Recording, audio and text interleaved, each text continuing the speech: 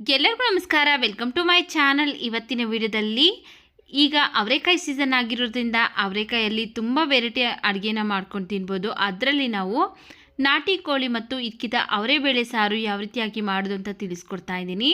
Super ರುಚಿಯಾಗಿರುತ್ತೆ. ಅನ್ನ, ಮುದ್ದೆ, ಚಪಾತಿ, ರೊಟ್ಟಿ ಎಲ್ಲದಕ್ಕೂ ಸಹ ಪರ್ಫೆಕ್ಟಾಗಿ ಇರುತ್ತೆ. ಸಾಮಾನ್ಯವಾಗಿ ಎಲ್ಲರೂ ಸಹ ನಾಟಿ ಕೋಳಿ ಚಿಕನ್ ಸಾರನ್ನು ಮಾಡ್ತಾನೆ ಇರ್ತೀರಿ. ಆದರೆ ಈ ಸೀಸನ್ನಲ್ಲಿ ಅವರೇ ಬೇಳೆನ ಹಾಕ್ಬಿಟ್ಟು ಒಂದ್ಸರಿ ಮಾಡಿ ತಿಂದು ನೋಡಿ, ಸೂಪರ್ ರುಚಿಯಾಗಿರುತ್ತೆ. ನೋಡಿ, ಇಲ್ಲಿ ನಾನು 1 kg ನಾಟಿ ಕೋಳಿ ಚಿಕನ್ನ ತಗೊಂಡಿದ್ದೀನಿ. ಹಾಗೆಯೇ 1 ಕಪ್ಪು ಇದ್ಕಿರುವಂತಹ ಅವರೇ ಬೇಳೆನ ತಗೊಂಡಿದ್ದೀನಿ.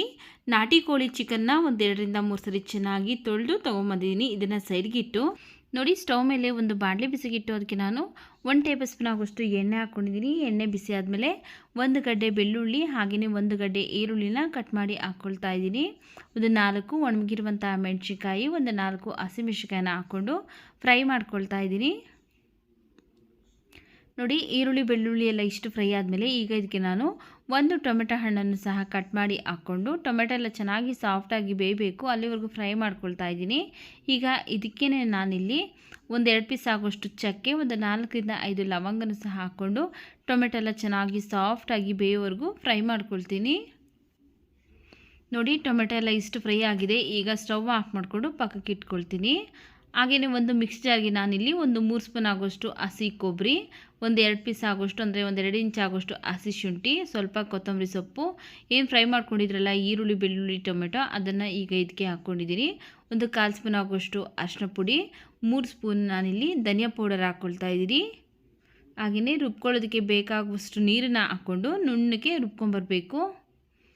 ನೋಡಿ, ಈ ರೀತಿಯಾಗಿ ಮಸಾಲೆನ ರುಬ್ಕೊಂಡಿದ್ದೀನಿ. ಈಗ ಮಸಾಲ ರೆಡಿ ಆಗಿದೆ. ಇದನ್ನು ಸೈಡ್ಗಿಟ್ಟು ಸ್ಟವ್ ಮೇಲೆ ಒಂದು ಕುಕ್ಕರ್ ಬಿಸಿಗಿಟ್ಟಿದ್ದೀನಿ. ಅದಕ್ಕೆ ನಾನು 1 ಸ್ಪೂನ್ ಆಗೋಷ್ಟು ಎಣ್ಣೆ ಹಾಕ್ಕೊಂಡು, ಎಣ್ಣೆ ಬಿಸಿ ಆದಮೇಲೆ ಒಂದು ಅರ್ಧ ಗಡ್ಡೆ ಈರುಳ್ಳಿನ ಸಣ್ಣದಾಗಿ ಹೆಚ್ಚಿಬಿಟ್ಟು ಹಾಕ್ಕೊಂಡು ಫ್ರೈ ಮಾಡ್ಕೊಳ್ತಾ ಇದ್ದೀನಿ.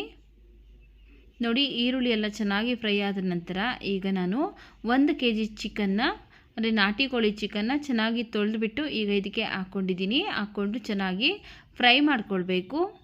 ನಾಟಿ ಕೋಳಿ ಚಿಕನ್ನಲ್ಲಿರುವಂತಹ ನೀರಿನ ಅಂಶ ಎಲ್ಲ ಚೆನ್ನಾಗಿ ಬಿಟ್ಕೊಳ್ಬೇಕು.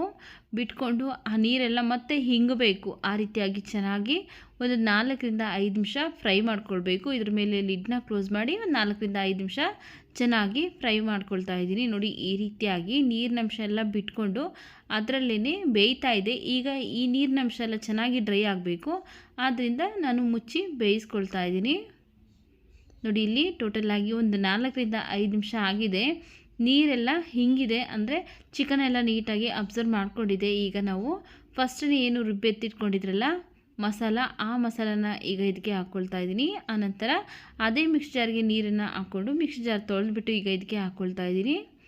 ನೋಡಿಕೊಂಡು ನಿಮಗೆ ಸಾಂಬಾರು ಯಾವ ಕನ್ಸಿಸ್ಟೆನ್ಸಿಗೆ ಬೇಕಾಗುತ್ತಲ್ಲ ಆ ಕನ್ಸಿಸ್ಟೆನ್ಸಿಗೆ ನೋಡಿಕೊಂಡು ನೀರನ್ನು ಸೇರಿಸ್ಕೊಂಡು ಅಡ್ಜಸ್ಟ್ ಮಾಡ್ಕೊಳ್ಬೇಕು. ನಾವಿಲ್ಲಿ ಮತ್ತೆ ಇದಕ್ಕಿನ ಬೇಳೆ ಹಾಕೋದ್ರಿಂದ ನಾನು ಒಂದು ಸ್ವಲ್ಪ ತೆಳುವಾಗೆ ಮಾಡ್ಕೊಳ್ತೀನಿ.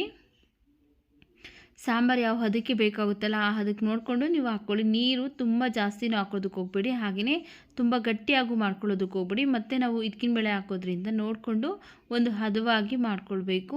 ಹಾಗೆಯೇ ರುಚಿಗೆ ತಕ್ಕಷ್ಟು ಉಪ್ಪನ್ನು ಸಹ ಹಾಕ್ಕೊಂಡು ಚೆನ್ನಾಗಿ ಮಿಕ್ಸ್ ಮಾಡಿಕೊಂಡು ಈಗ ಕುಕ್ಕರ್ ಲಿಡ್ನ ಕ್ಲೋಸ್ ಮಾಡಿ 4 ವಿಷಿಲ್ ಕೂಗಿಸ್ಕೊಳ್ತಾ ಇದ್ದೀನಿ. ನೋಡಿ, ಇಲ್ಲಿ 4 ವಿಷಿಲ್ ಬಂದಾದಮೇಲೆ ಕುಕ್ಕರ್ ಕ್ಯಾಪ್ ಓಪನ್ ಮಾಡ್ತಾ ಇದ್ದೀನಿ. 4 ವಿಷಿಲ್ ಬಂದು ಕಂಪ್ಲೀಟಾಗಿ ಪ್ರೆಷರ್ ಎಲ್ಲ ಹೋಗಿದೆ. ನೋಡಿ, ಚಿಕನ್ ಅನ್ನೋದು ಒಂದು 90% ಅಷ್ಟು ಬೆಂದಿರಬೇಕು. ನೋಡಿ, ಇಲ್ಲಿ ಒಂದು 90% ಅಷ್ಟು ಬೆಂದಿದೆ. ಇನ್ನು 10% ಏನಿದೆಯಲ್ಲ ಅದು ನಾವು ಇದಕ್ಕಿನ ಬೇಳೆ ಹಾಕ್ತೀವಲ್ಲ ಅದ್ರ ಜೊತೆನೇ ಬೆಂದ್ಬಿಡುತ್ತೆ. ನೋಡಿ, ಈಗ ಸಾಂಬಾರು ಅದನ್ನು ಸಹ ಸ್ವಲ್ಪ ಗಟ್ಟಿಯಾಗಿದೆ. ಈಗ ಇದಕ್ಕೆ ನಾವು 1 ಕಪ್ಪು ಇದಕ್ಕಿದ ಅವರೇ ಬೇಳೆ ಹಾಕ್ಕೊಳ್ತಾ ಇದ್ದೀನಿ. ಇದಕ್ಕಿದ ಅವರೇ ಬೇಳೆ ಹಾಕಿ ಚೆನ್ನಾಗಿ ಮಿಕ್ಸ್ ಮಾಡಿ ಕುಕ್ಕರ್ ಲಿಡ್ ಕ್ಲೋಸ್ ಮಾಡ್ದೇ ಓಪನ್ ಆಗಿ ಒಂದು 4-5 ನಿಮಿಷ ಬೇಯಿಸ್ಕೊಳ್ಬೇಕು. ಕುಕ್ಕರ್ ಲಿಡ್ ಕ್ಲೋಸ್ ಮಾಡಿ ವಿಷಿಲ್ ಬರೆಸ್ಬಿಟ್ರೆ ಬೇಳೆ ನುಣ್ಣಗಾಗ್ಬಿಡುತ್ತೆ. ಅದರಿಂದ ನಾವು ಒಂದು 4-5 ನಿಮಿಷ ಇದೇ ರೀತಿ ಓಪನ್ ಇಟ್ಟೆ ಬೇಯಿಸ್ಕೊಳ್ಬೇಕು. ಆಗ ಹದವಾಗಿ ಕರೆಕ್ಟಾಗಿ ಬೇಯುತ್ತೆ. ಹಾಗೆ ಚಿಕನ್ನು ಸಹ ಅದ್ರ ಜೊತೆಗೇ ಚೆನ್ನಾಗಿ ಬೇಯುತ್ತೆ. ಉಪ್ಪು ಖಾರ ಎಲ್ಲ ಸಹ ನೀಟಾಗಿ ಇಟ್ಕೊಳ್ಳುತ್ತೆ. ನೋಡಿ, ಈಗ 4-5 ನಿಮಿಷ ಆಗಿದೆ. ಒಂದು ಸಾರಿ ತೋರಿಸ್ತಾ ಇದ್ದೀನಿ ಯಾವ ಹದಕ್ಕೆ ಬೆಂದಿರಬೇಕು ಅಂತ. ತುಂಬ ಸಾಫ್ಟಾಗೆಲ್ಲ ಬೇಯಿಸೋದಕ್ಕೆ ಹೋಗ್ಬಿಡಿ. ನೋಡಿ, ಈ ರೀತಿಯಾಗಿ ಬೇಳೆನ ಪ್ರೆಸ್ ಮಾಡಿದ್ರೆ ಕಟ್ ಆಗಬೇಕು, ಅಷ್ಟು ಬೇಯಿಸ್ಕೊಂಡ್ರೆ ಸಾಕಾಗುತ್ತೆ. ಸಾಂಬಾರು ಅದನ್ನು ಸಹ ಕರೆಕ್ಟಾಗಿ ಇದೆ. ಈಗ ಇದಕ್ಕೆ ನಾನು ಲಾಸ್ಟಲ್ಲಿ ಸಣ್ಣದಾಗಿ ಕಟ್ ಮಾಡಿರುವಂತಹ ಕೊತ್ತಂಬರಿ ಸೊಪ್ಪನ್ನು ಹಾಕ್ಕೊಂಡು ಮಿಕ್ಸ್ ಮಾಡಿ ಈಗ ಸ್ಟವ್ ಆಫ್ ಮಾಡ್ಕೊಳ್ತಾ ಇದ್ದೀನಿ. ನೋಡಿ, ಈಗ ಸಖತ್ ಟೇಸ್ಟಿ ಆಗಿರುವಂತಹ ನಾಟಿ ಕೋಳಿ ಇದಕ್ಕಿದ ಅವರೇ ಬೇಳೆ ಸಾರು ರೆಡಿಯಾಗಿದೆ. ವಿಡಿಯೋ ಇಷ್ಟ ಆಗಿದ್ರೆ ವಿಡಿಯೋಗೊಂದು ಲೈಕ್ ಮಾಡಿ, ವಿಡಿಯೋವನ್ನು ಶೇರ್ ಮಾಡಿ, ನಮ್ಮ ಚಾನಲ್ಗೆ ಸಬ್ಸ್ಕ್ರೈಬ್ ಮಾಡಿ ಸಪೋರ್ಟ್ ಮಾಡಿ.